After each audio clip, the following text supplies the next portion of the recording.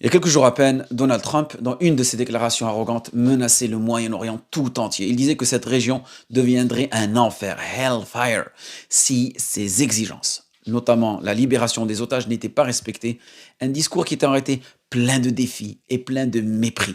Mais regarde ce qui s'est passé ensuite. Avant même qu'il n'atteigne à nouveau le pouvoir, Allah Azzawajal a rappelé à ce monde sa vraie puissance. Deux de ces États, parmi les plus grands, ont été frappés des catastrophes simultanées.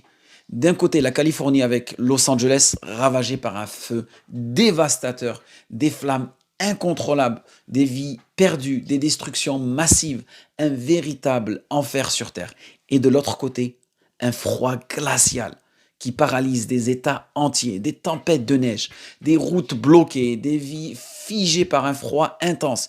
Et ce froid, mes frères et sœurs, est autre que Al-Zamharil. C'est un souffle de l'enfer. Ce froid glacial qui est aussi un châtiment en enfer.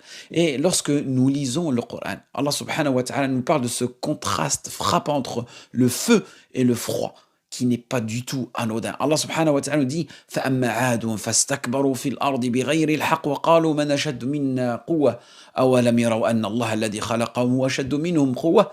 N'ont-ils donc pas vu qu'Allah qui les a créés est plus fort qu'eux? Et ici, il nous donne l'exemple du peuple de Had qui était injuste. Donc ces événements sont des rappels pour nous tous. Ne soyons pas arrogants devant Allah. Ne défiez pas votre Créateur par vos paroles ou vos actes, car comme nous le voyons aujourd'hui, même la plus grande des puissances ne peut rien contre la volonté d'Allah.